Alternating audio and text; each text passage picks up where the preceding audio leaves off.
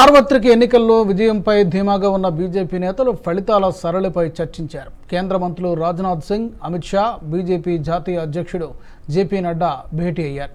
ప్రతిపక్షాలను ఎదుర్కోవడానికి అవసరమైన వ్యూహాలపై చర్చించినట్టు సమాచారం. ఎన్నికల ప్రక్రియ సమగ్రతను దెబ్బతీసేందుకు ప్రతిపక్షాలు ప్రయత్నిస్తున్నాయని బీజేపీ ఇప్పటికే ఎన్నికల సంఘానికి ఫిర్యాదు చేసింది. మరోవైపు ఇండీ కూటమి కూడా ఈసీని కలిసి ఓట్ల లెక్కింపు తరుణంలో అన్ని మార్గదర్శకాలు అమలయ్యేలా చూడాలని కోరింది.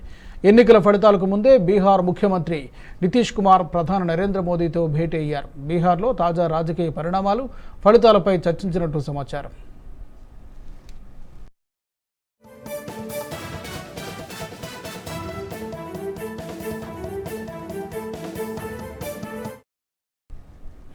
ఈ వీడియో మీకు నచ్చినట్టయితే లైక్ చేయండి, 10 మందికి షేర్ చేయండి. అలాగే కామెంట్ల రూపంలో మీ అభిప్రాయాలను మాతో పంచుకోండి. Nationalist hub group of channels ను సబ్స్క్రైబ్ చేసుకుని తెలుగునాట జాతీయవాద జర్నలిజాన్ని ప్రోత్సహించండి. ఈ వీడియో కింద ఉన్న బెల్ ఐకాన్ పై క్లిక్ చేయడం మర్చిపోవద్దు.